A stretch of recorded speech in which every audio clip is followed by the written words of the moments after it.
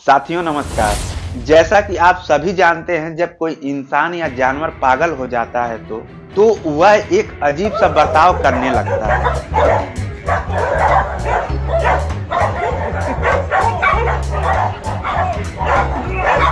और वह किसी को भी नुकसान पहुंचा सकता है। जी हाँ साथियों, कुछ ऐसा ही हो रहा है हमारे पृथ्वी के साथ।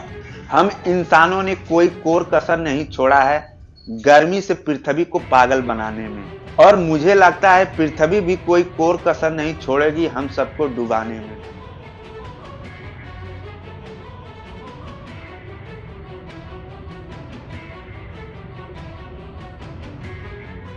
जिसका एहसास हम इंसानों को धीरे धीरे हो रहा है। साथियों, पृथ्वी पे जमा हजारों सालों की बर्फ पिघल रही है।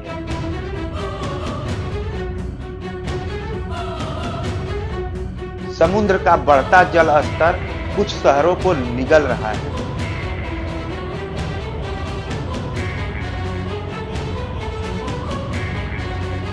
जंगल आग की तरह जल रहे हैं।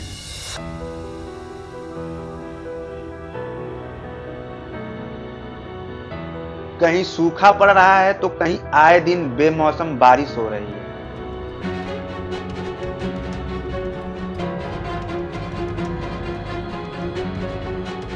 तो कहीं बाढ़ आ रहा है तो कहीं तूफान आ रहा है।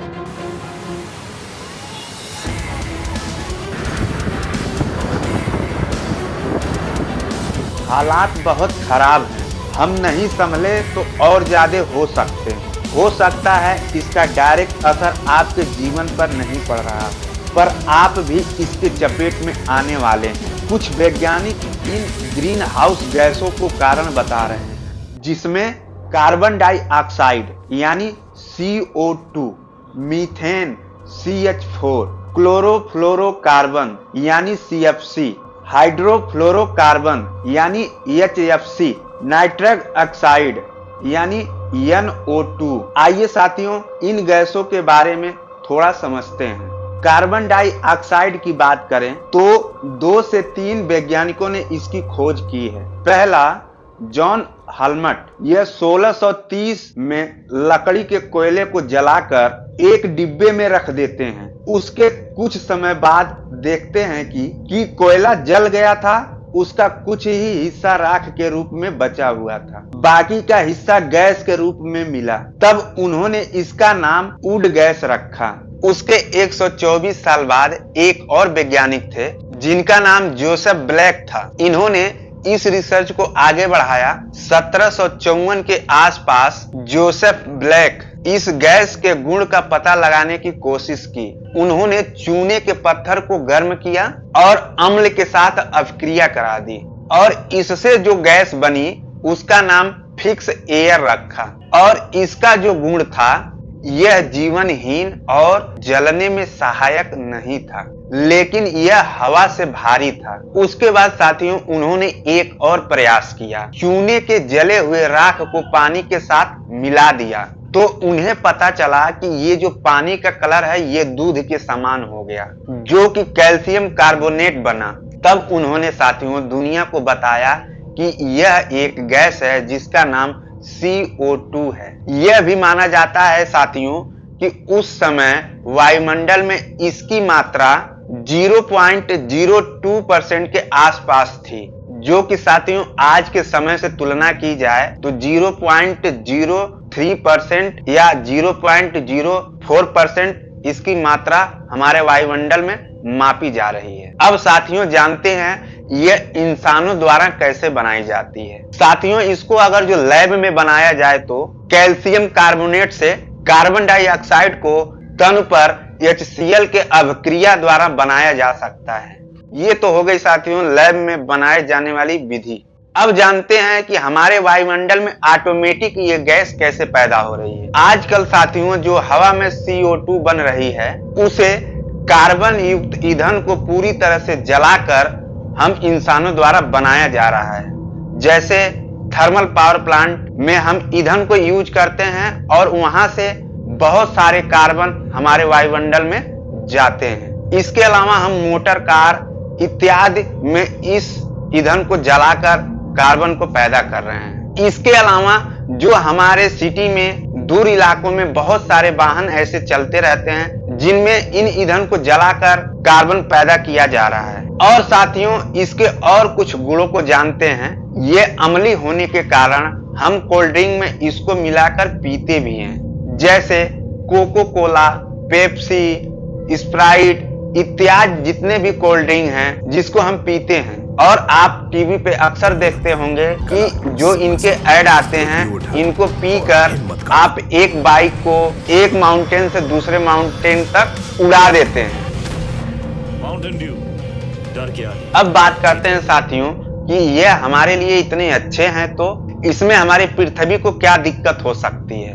बात तो सही है साथियों, लेकिन साथियों ये गैस नॉर्मल कंडीशन में पैदा हो तो हमारे पृथ्वी के लिए कोई दिक्कत की बात नहीं होने वाली है। लेकिन हम इंसानों ने वायुमंडल में इसके कैपेसिटी के हिसाब से बहुत ज्यादा गैस को पैदा कर रहे हैं। वाहनों को चलाकर, कोयले को जलाकर, जंगल को काटकर, फैक्ट्रियों को ज्यादातर चलाकर इत्यादि जगहों से इस गैस का उत्सर्जन कर रहे हैं, जिसके वजह से साथियों पृथ्वी का टेम्परेचर बढ़ रहा है। क्योंकि यह CO2 गैस है और इसका जो गुण होता है हमारे वायुमंडल में, वह सूर्य की गर्मी को पृथ्वी पर आने देती है। इस कंडीशन में हमारे पृथ्वी का टेम्परेचर नॉर्मल बना रहता है और यह सूर्य की गर्मी को रात के समय वायुमंडल से बाहर नहीं जाने देती है। एक रिसर्च से यह भी पता चला कि सूर्य की गर्मी रात में अगर जो ये गैस ना रोके तो पृथ्वी का टेम्परेचर रात के समय में -15 सेल्सियस हो जाएगा, जो कि हम जीव जंतुओं के जीवन के लिए संभव नहीं है। अब जानते हैं साथियों CH4 यानी मीथेन गैस के बारे में। साथियों मीथेन गैस की खोज नवंबर 1776 में इटली और स्विट्जरलैंड के वैज्ञानिक अलेक्जेंड्रो वोल्टा ने किया था। उन्होंने माइजीरो झील के दलदल में इस गैस की पहचान की थी और इस गैस का नाम अगस्त विल्हेम वन होफमैन द्वारा मीथेन 1866 में बनाया गया, जिसका नाम मिथनॉल से निकालकर रखा गया था। साथियों, हम अपने घरों में खाना पकाने के लिए मीथेन गैस का उपयोग करते हैं। यह आज के समय ऊर्जा का बड़ा स्रोत बन गया है। मीथेन गैस साथियों फैक्ट्री और केमिकल बनाने में उपयोग किया जाता है। यह एक ठंडी लिक्विफाइड नेचुरल गैस है जिसको हम LNG के रूप में इस्तेमाल करते हैं। साथियों मीथेन गैस ईंधन के रूप में ज्यादातर इस्तेमाल किया जाता है, जैसे turbine, microwave, water heater, automobile sector में ज्यादा किया जाता है। यह गैस आग पैदा करने के लिए ऑक्सीजन के साथ कंबंस करती है। अब रॉकेट मिशन के लिए लिक्विड मीथेन गैस का उपयोग होने लगा है। 1990 के दशक के बाद लिक्विड मीथेन का उपयोग करते समय रूस के रॉकेट का एक नंबर प्रस्ताव किया जाता है।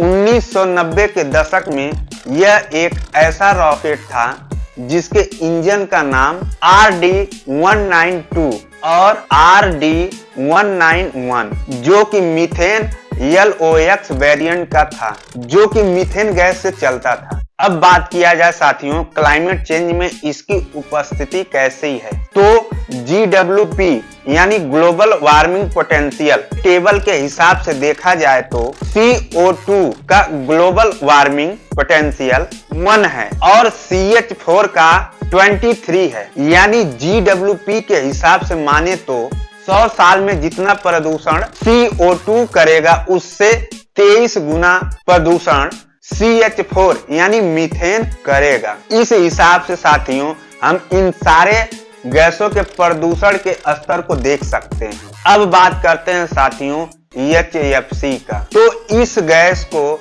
CFC गैस के जगह पर लाया गया था, जो कि ओजोन लेयर को डैमेज नहीं करती, लेकिन ये गैस ग्लोबल वार्मिंग में जिम्मेदार है। यह हाइड्रोजन, फ्लोरीन और कार्बन से मिलकर बनाई गई है। इसमें हाइड्रोजन और फ्लोरीन के साथ कार्बन भी है, जो कि पृथ्वी के टेम्परेचर को बढ़ाने में काफी कारगर है। और इस गैस का यूज AC, फ्रिज और अन्य कूलिंग करने वाले मशीनों में आजकल बहुत ज्यादा किया जा रहा है। इसके अलावा कूलिंग प्रक्रिया में यूज किए जाने वाले कुछ गैस और हैं, जैसे HC यानी हाइड्रोकार्बन, जो कि R290 R600A आप अपने AC या फ्रिज में रिफिल करवाते हैं, और इसके साथ अपने एसियों में 2 गैसों को और रिफिल करवाते हैं जिनका नाम HCFC है, यानी हाइड्रोक्लोरोफ्लोरोकार्बन। और ये गैस R22 R123 के नाम से मार्केट में मिलती हैं। और साथियों, ये जो R22 R123 नंबर आपको जो दिख रहा है, ये केमिकल फार्मूले से निकल के आता है, जो कि मैं इसके बारे में दूसरे वीडियो में बताया हूं, जिसका लिंक डिस्क्रिप्शन बॉक्स में मिल जाएगा आपको, और आप वहां से जाके इस वीडियो को देख सकते हैं कि फार्मूले को कैसे इसमें निकाला जाता है। अब साथियों जानते हैं HFC यानी हाइड्रोफ्लोरोकार्बन के बारे में। यह आपको मार्केट में R32 R134A और R407C और R410A के नाम से मिलती हैं, जो कि एसियों में यूज की जाती हैं, और इनका उपयोग आजकल इन्वर्टर एसी में अधिकतर हो रहा है। जिस तरह से हम एसी और फ्रिज चलाते हैं वह काफी है हमारे पृथ्वी के टेम्परेचर को बढ़ाने के लिए। अब हम बात करते हैं साथियों N2O यानी नाइट्रस ऑक्साइड की। इंसानों के लिए काफी मजेदार गैस मानी जाती है। इसको अगर जो इंसान लेता है अपने अंदर तो वह एक दूसरे को देख के हंसने लगता है, इसीलिए इसको लाफिंग गैस भी बोला जाता है। N2O का उपयोग नशे के रूप में किया जाता है और इसका शुरू से ही एक रोचक इतिहास रहा है। 1799 में ब्रिटिश के उच्च वर्गीय लोग इसका उपयोग करते थे लाफिंग गैस पार्टी करने में, यानी 10 से 15 लोगों का एकजुट होता था और वह सब उस गैस को कंज्यूम कर लेते थे और वह हंसते ही रहते थे। इस NO2 गैस के खोज का श्रेय प्रेस्टले को जाता है। विद्युत विसर्जन के समय हवा के ऑक्सीजन और नाइट्रोजन आपस में संयोग करके नाइट्रिक ऑक्साइड का निर्माण करते हैं। यह एक रंगहीन गैस है जिसका उपयोग आमतौर पर बेहोश करने की प्रक्रिया में और सर दर्द के उपयोग में किया जाता है। इसके साथ चीड़-फाड़ या दांत उखाड़ने में बेहोश करने के लिए ऑक्सीजन साथ नाइट्रो ऑक्साइड का मिश्रण के प्रयोग को किया जाता है। नाइट्रस ऑक्साइड को विश्व संगठन द्वारा आवश्यक दवाओं की सूची में शामिल किया गया है, कि हेल्थ सिस्टम के लिए सबसे सुरक्षित और प्रभावी दवाओं में से एक है। प्रयोग रॉकेट में ऑक्सीडाइजर के रूप में भी किया जाता है और उसके इंजन को बिजली उत्पादन में बढ़ाने के लिए भी उपयोग किया जाता है। उसके साथ मोटर रेसिंग कार में भी इसका उपयोग किया जाता है। यह तीसरी सबसे महत्वपूर्ण ग्रीन हाउस गैस होने के कारण इसका ग्लोबल वार्मिंग में कार्बन से कई गुना ज्यादा प्रदूषण बढ़ाने में योगदान करती है। और साथियों, ये ग्रीन हाउस गैस की मात्रा दिन प्रतिदिन बढ़ने के कारण हमारे पृथ्वी का टेम्परेचर बढ़ रहा है। इसके वजह से हमें समस्याओं का सामना करना पड़ सकता है। इन्हीं सब समस्याओं को देखते हुए professor Chetan Singh Solanki art of living के एक शिक्षक व शोधकर्ता, जो कि वर्तमान में IIT बॉम्बे से अवैतनिक अवकाश पर हैं, उन्होंने एक एनर्जी स्वराज यात्रा शुरू की है। उस यात्रा के माध्यम से लोगों को ग्रीन एनर्जी की तरफ प्रेरित कर रहे हैं। उन्होंने लोगों को समझाने के लिए एक क्लाइमेट क्लॉक बनाया है, जो कि पृथ्वी के बढ़ते टेम्परेचर को दिखाता है। और जब मैं उनसे मिला तो मुझे ऐसा लगा कि वह वास्तव में पृथ्वी को ग्लोबल वार्मिंग से बचाने के लिए एक अच्छा कदम उठाए हैं। साथियों, और गैसों के बारे में जानने के लिए मेरे दूसरे वीडियो को देख सकते हैं, जिसका लिंक मैं डिस्क्रिप्शन बॉक्स में डाल दूंगा। वहां जाकर इन वीडियो को देख सकते हैं। साथियों, अगर जो यह वीडियो आपके ज्ञान में थोड़ा सा भी वृद्धि करती है तो आप इस चैनल को सब्सक्राइब कर लीजिएगा, वीडियो को लाइक और शेयर कर दीजिएगा, जिससे मुझे एक प्रेरणा मिलेगी और मैं आप लोगों के लिए एक ऐसे ही अच्छे वीडियो लेकर आता रहूंगा। मिलते हैं अगले वीडियो में, तब तक के लिए नमस्कार।